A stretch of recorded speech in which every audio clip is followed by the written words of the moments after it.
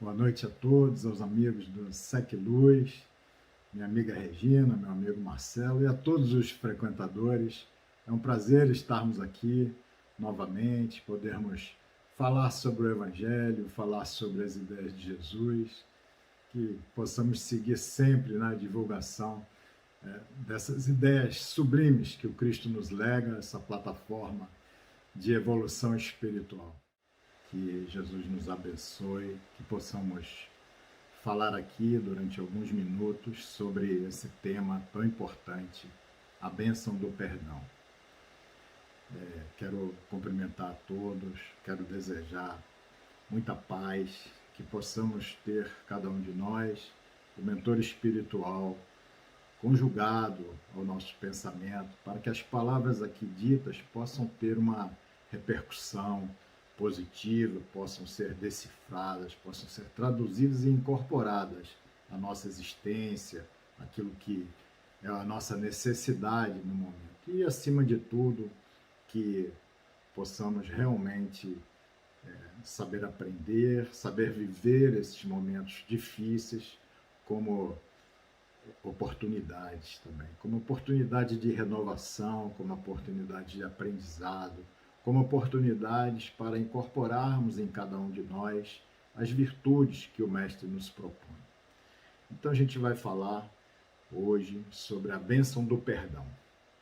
Lembrando que a vida de Jesus foi uma vida de exemplificação. Jesus não só falava, mas transmitia por palavras, por parábolas, por sermões, as suas lições. Ele vivia aquelas lições. Todas as lições do Mestre eram por ele verdadeiramente cultivadas, exemplificadas. E o perdão foi o exemplo derradeiro que ele nos lega no chamado amor aos inimigos, quando na cruz ele vai dedicar a Deus uma oração em favor daqueles que lhe afligiam, aqueles que, segundo ele, não sabiam o que faziam. Então, o perdão aos nossos inimigos, o perdão àqueles que nos ofendem, é para nós uma meta fundamental, incorporada nessa doutrina que o Cristo nos apresenta. É o perdão e esse amor aos inimigos representa o ápice, o grau mais elevado, a diplomação daqueles que procuram seguir o Cristo. A palavra bem-aventurança, Jesus nos fala sobre o perdão, nos fala sobre amor aos inimigos, nos fala sobre aquele que nos pede a bolsa, que possamos entregar também a túnica, aquele que nos convida a caminhar 1000 léguas, que possamos caminhar 2000. Então, ele propõe para cada um de nós esse desafio. Na sua plataforma, aquilo que ele veio nos dizer, está elencado no capítulo 5 de Mateus, no seu Evangelho, quando ele fala sobre o Sermão da Montanha e vai seguindo dentro deste Sermão da Montanha, todos aqueles ensinamentos que depois o Cristo vai aprofundar, vai detalhar, vai trazer exemplos e parábolas para que os ensinamentos ficassem, de certa forma, fixados na mente daqueles que o ouviam, daqueles que o acompanhavam. E as bem-aventuranças estão elencadas neste Sermão da Montanha. A palavra felizes ou bem-aventurados, traduzida como felizes por conta do termo grego, mas em aramaico ela tem uma tradução mais profunda, uma tradução que dá um sentido maior para as bem-aventuranças.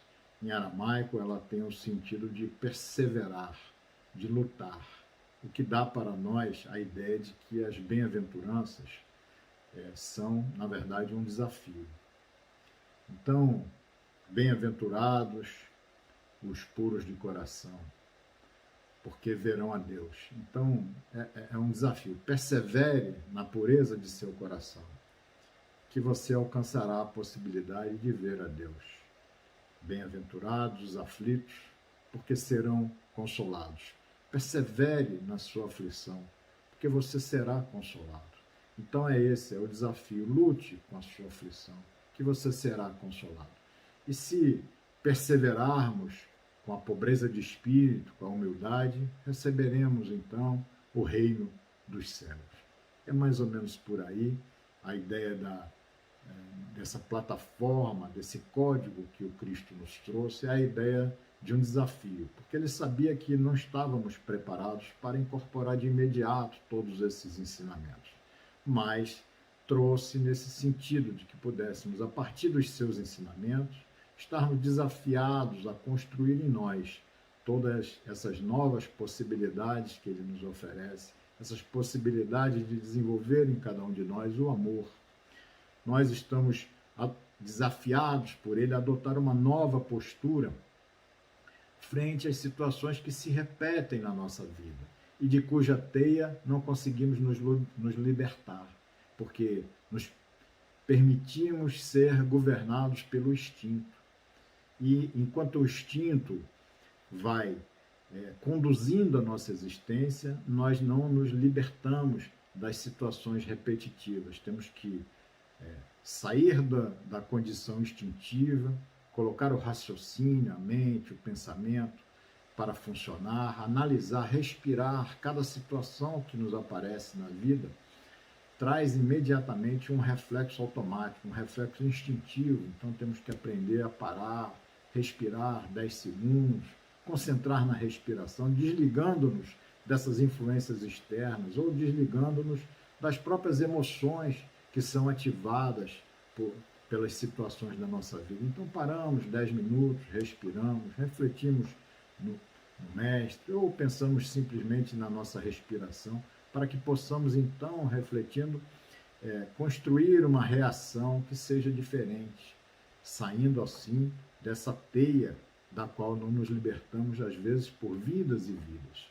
Toda essa proposta de Jesus é um roteiro evolutivo que ele nos lega, que estabelece para nós. Essas diretrizes da sua doutrina vão estabelecendo esses parâmetros da nova era.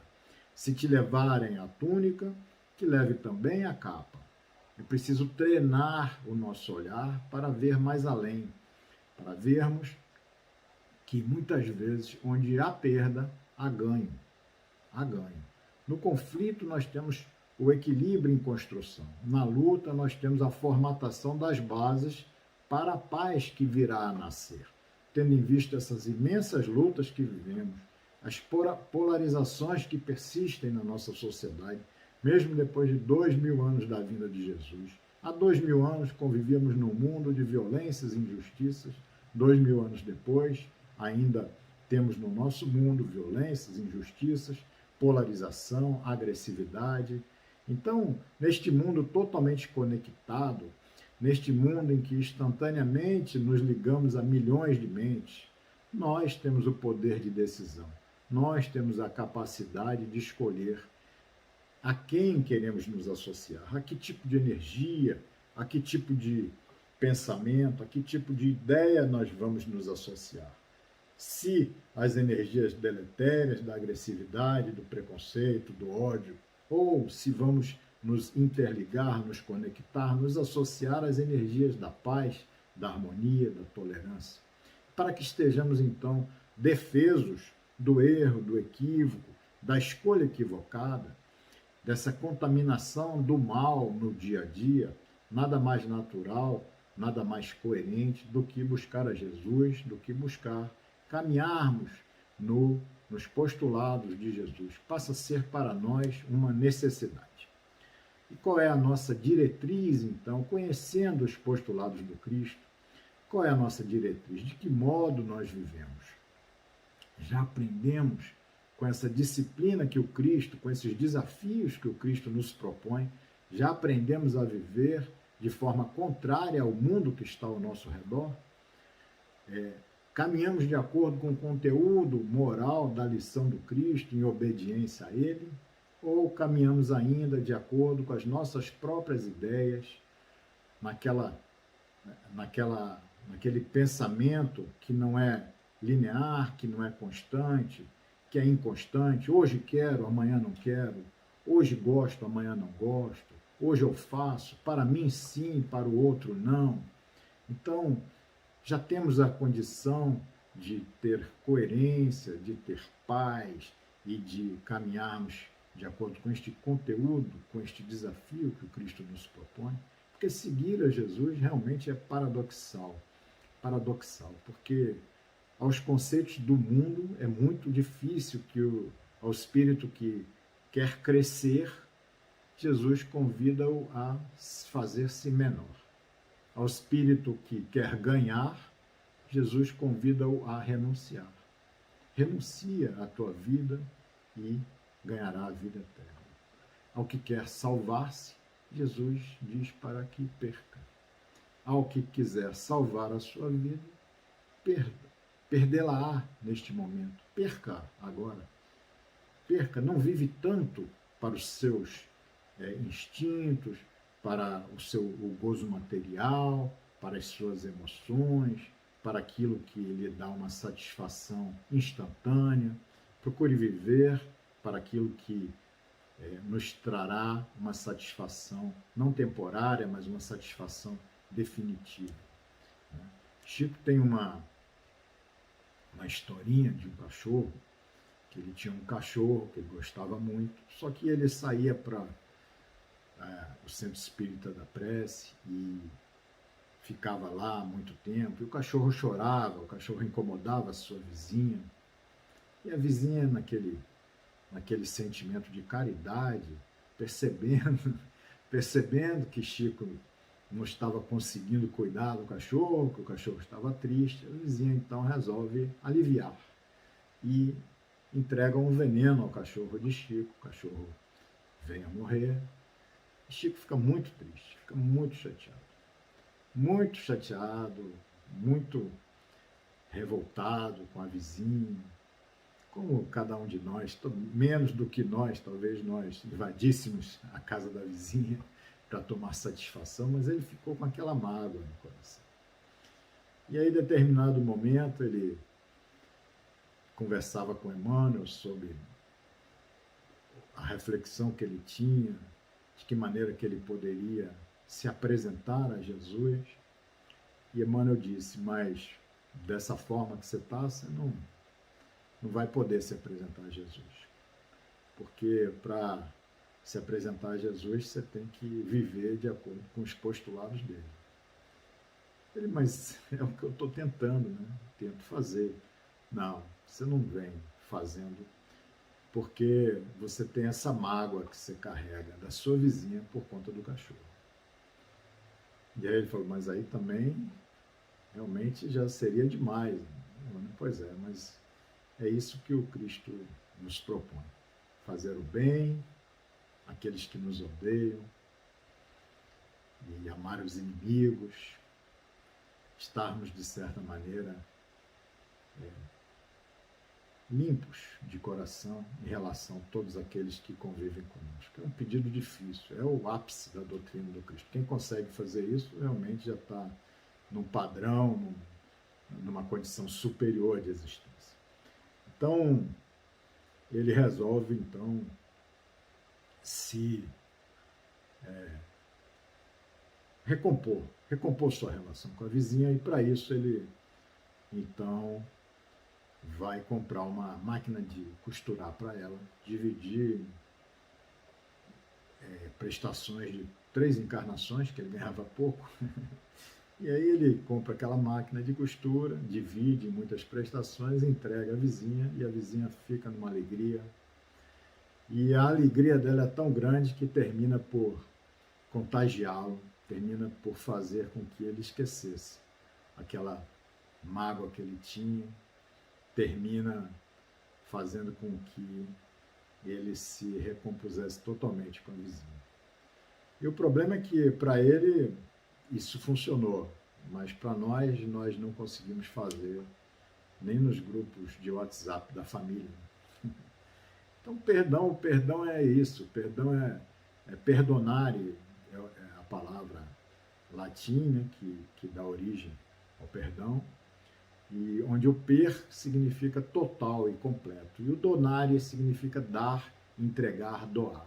Então, perdoar significa doar-se inteiramente, integralmente, passar, entregar por completo. Da mesma maneira que pernoite significa passar uma noite inteira. O perdoar significa doar-se por completo, doar-se integralmente. É o perdão sem segundas intenções, o esquecimento total das ofensas recebidas, sem opor nenhum obstáculo à reconciliação.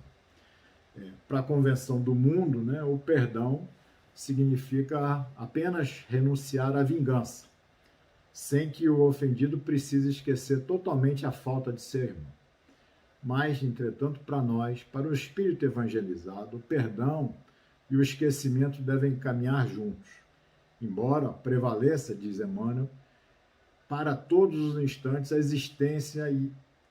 da existência a necessidade da oração e vigilância. Ou seja, nós vamos esquecer a ofensa, mas não a ponto de não mantermos com aquele que nos ofendeu uma postura totalmente livre da vigilância, livre da oração, para que não se repita aquilo. Obviamente que quando perdoamos, nós não opomos obstáculos à reconciliação, nós buscamos voltar a uma condição anterior, uma condição de amizade, uma condição de...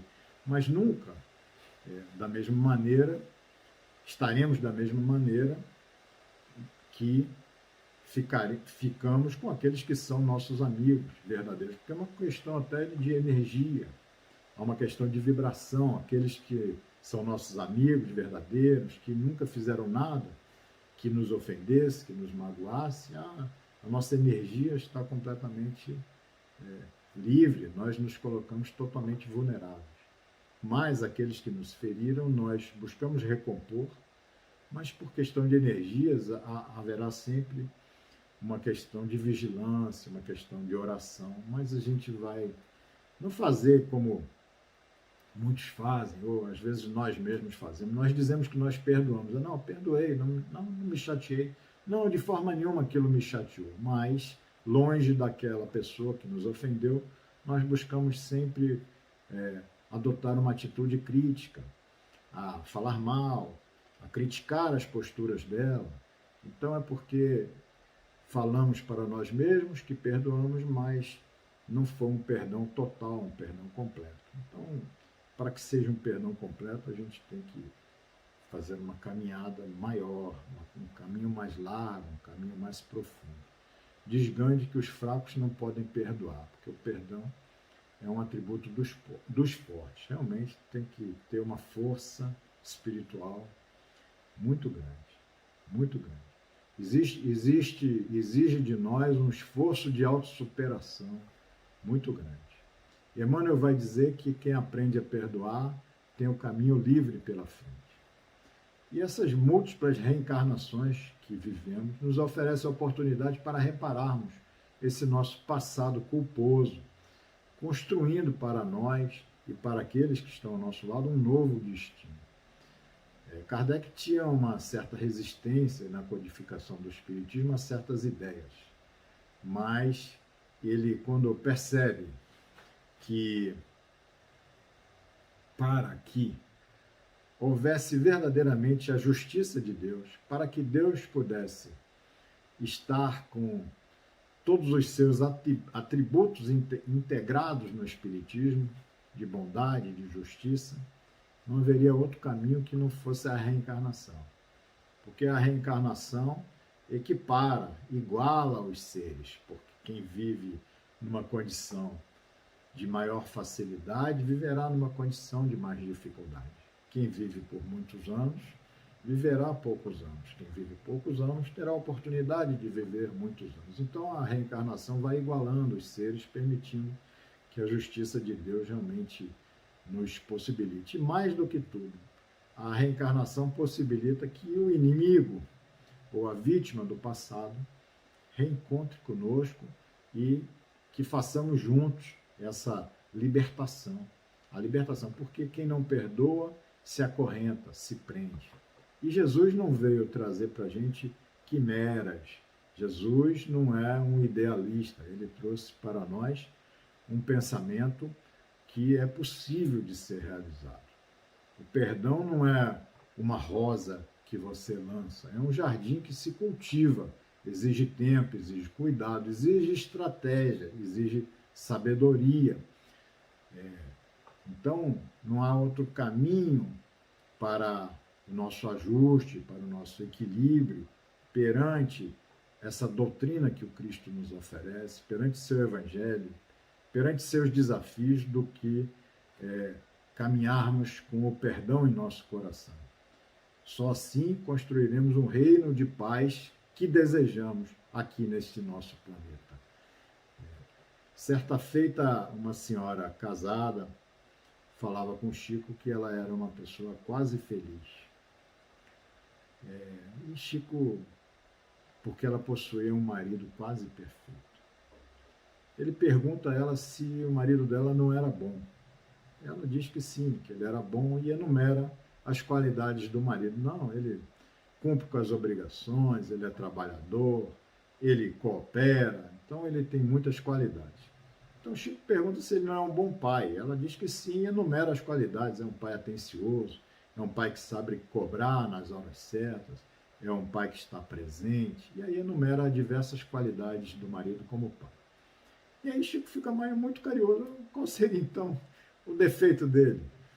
Ela diz: o defeito é que ele não é espírita, ele é da Umbanda.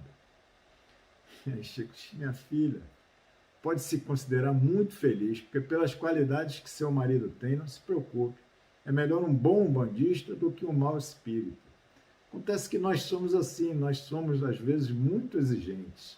Às vezes aquilo que é pequeno, aquilo que é mínimo, nos ofende, nos incomoda. A gente tem que aprender a relevar, a gente tem que aprender a não nos concentrarmos, não nos ofendermos com pouco.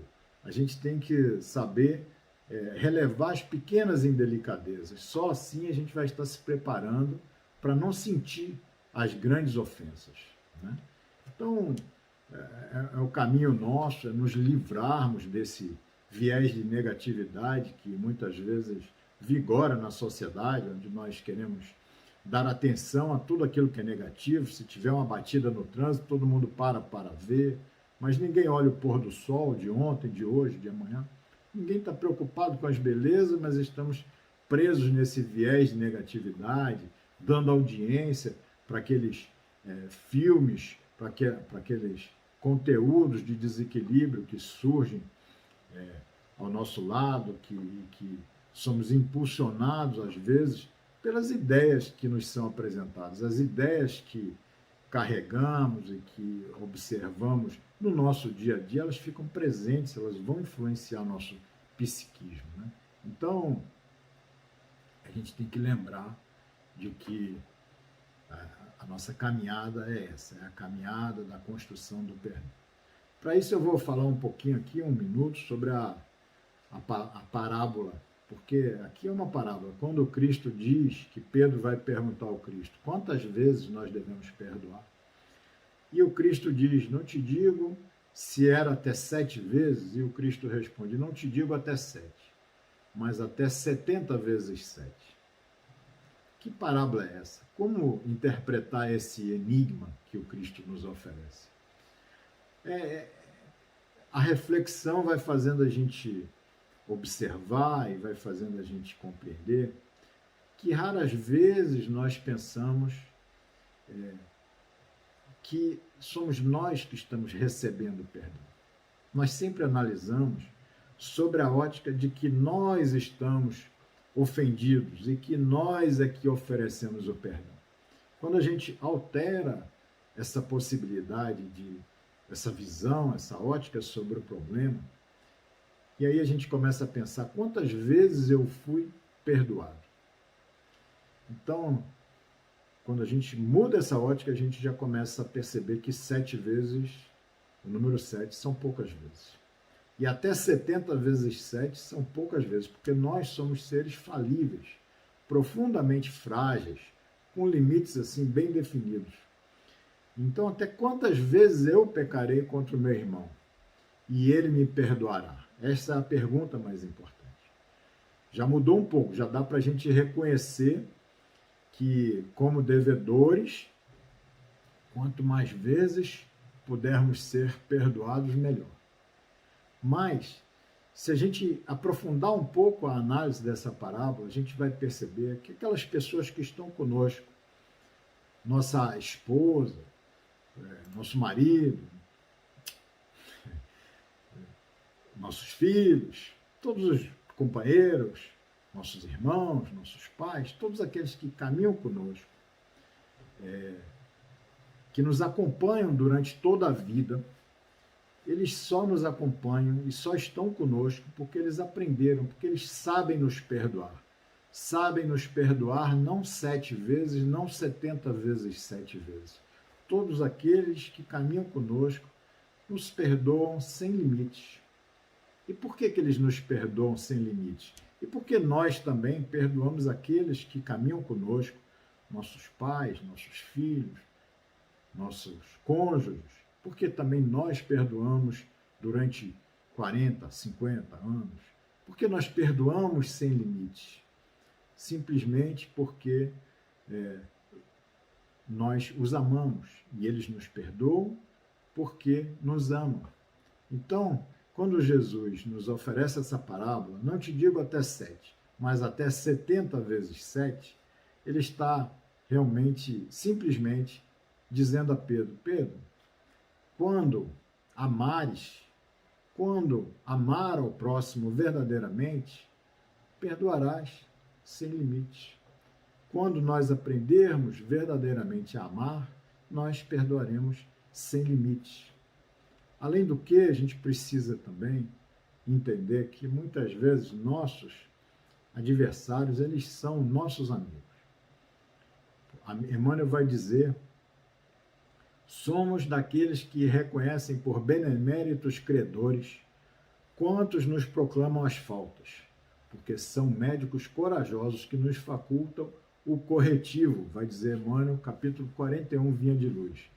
Exato, porque muitas vezes os amigos não nos proclamam as faltas, não apontam o nosso erro, mas os inimigos, eles estão ali nos pesquisando e nos apontando o erro, mas transformam-se então em médicos para nós, porque identificando eles os nossos erros, nós temos a possibilidade de nos tratarmos, de modificarmos, de crescermos.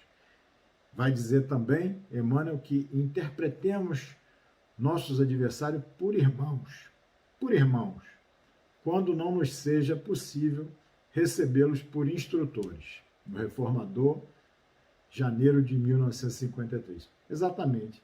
Os adversários, aqueles que nos proclamam as faltas, aqueles que dificultam a nossa caminhada, a gente tem que compreender que são irmãos. Mais do que isso, que são instrutores. Eles vão oferecendo os obstáculos que vão permitir a cada um de nós o aprendizado. Então, às vezes, o conflito tem a possibilidade de abalar as nossas certezas. Quando a gente tem a nossa certeza abalada, a gente consegue se promover, a gente consegue elevar o patamar do pensamento. A gente precisa sempre aprender a questionar, a não estarmos muito certos, congelados na mesma ideia, precisamos fazer aquela ideia vibrar, refletir sobre ela, trazer novas ideias, interagir com esse pensamento. Então, é mais ou menos por aí, é assim que a gente cresce, é assim que a gente evolui. E por que perdoar? Porque a doutrina espírita vai nos ensinar, porque ninguém se resume a um ato, a um equívoco momentâneo. Há ali, naquele ato, naquele equívoco, como em nós, um espírito em construção, um ser amado por Deus e que vai reconhecer mais cedo ou mais tarde seus erros e se tornará bom. Então, a morte ou afastamento não nos livra dos fenômenos regidos pelo pensamento, pela sintonia. Se eu não esqueço uma ofensa, permaneço ao lado, permaneço junto. Então, o perdão tem a capacidade de nos libertar, para que não fiquemos presos por séculos. O amor nos eleva, coloca-nos em paisagem superior, a paisagem da virtude. Né? Tudo em nosso mundo é formado por energia. Tudo à nossa volta é energia. Energia é o que modela esse mundo físico, né? 1% das doenças se revela a questão genética. 90% ou mais se relaciona com a forma como vivemos e como pensamos, né? Essa forma como pensamos e como vivemos vai alterar e vai afetar a nossa atividade genética. A mágoa e o ódio vão gerar uma tensão e um desequilíbrio em nós. Então, é importante a gente perdoar. O psicólogo alemão, criador da psicologia da linguagem, vai avaliar que ele avaliou e inventariou que as pessoas que ele cuidava psicologicamente traziam enormes avanços quando cultivavam o budismo ou o cristianismo no trato das questões interpessoais, lidando com o perdão. Vai dizer que o perdão deveria ter espaço na universidade, pois percebia que quando o homem se liberava, vivia uma vida mais harmônica, estabelecia relações mais pacíficas e gozava de mais saúde. A gente precisa perdoar, porque para termos saúde emocional, sanidade mental, fluência espiritual e exercitar o perdão para nos iluminarmos, né? Um estudo do Jornal de Medicina Comportamental de 2011 vai dizer que perdoar incondicionalmente pode fazer você viver mais. Vai dizer também que há uma redução da pressão arterial e benefícios ao sistema imunológico. Um estudo do Hospital Johns Hopkins, de Karen Schwartz, vai dizer que perdoar te deixa menos nervoso. Que quem não perdoa aumenta em há um aumento das atividades fisiológicas, como tensão nos músculos da face, batimento cardíaco, pressão arterial e suor. Então, fazer as pazes te ajuda a perdoar também a si próprio. O escritor judeu, Nobel da Paz, Elie Wiesel, na infância foi prisioneiro em Auschwitz, junto com os pais, irmãos, amigos, muitos morreram. E ele sobreviveu ao Auschwitz, campo de concentração, mas ele cada dia adormecia e acordava no inferno. Tinha um sonho de que estava no inferno. Até que um rabino lhe disse que, meu filho, enquanto tu não perdoares, continuarás prisioneiro em Auschwitz. Aquilo foi impactante para ele, redimensionou o coração dele para sempre, e ele vai produzir obras fabulosas, baseadas também na lição pessoal, na condição de transformação que viveu em si mesmo. Jesus e Pedro novamente, para a gente finalizar. Simão, ele era o discípulo mais fiel de Jesus. É aquele com quem Jesus poderia contar, mas em determinado momento ele fraquejou. Ele dizia: Senhor, se preciso for, morrerei por ti. Mas fraquejou. E Jesus mostra o seu perdão após a crucificação. E quando, após a crucificação, Jesus torna a estar com os discípulos, convida Simão, que negou o Cristo 3 vezes, convida-o a uma nova postura mental, a ressignificar aquele momento da negação. Convida-o a reafirmar o seu amor por ele 3 vezes, aquele mesmo número de vezes das negativas de Simão. Simão, tu me amas? Simão, tu me amas? Simão, tu me amas? 3 respostas afirmativas de Simão. E Jesus, a cada resposta de Simão, Jesus acrescenta um desafio. Simão, tu me amas? Então apacenta minhas ovelhas. Então segue-me, trabalhe e apacenta minhas ovelhas. Simão Pedro aceitou o desafio e viveu 30 anos de lutas, de sacrifícios, de desafios, e concluiu a missão dele. E nós? Estamos integrados a essa doutrina e a esses desafios que o Cristo nos oferece, nós já temos condições de oferecer o perdão, nós já temos condições de sairmos apacentando as ovelhas do Cristo que caminham conosco. Aprendamos, amigos, qual é a bênção do perdão. A bênção é que quem aprende, quem perdoa, aprende a amar. E quem ama se eleva. E quem se eleva se aproxima de Deus. O perdão nos beneficia.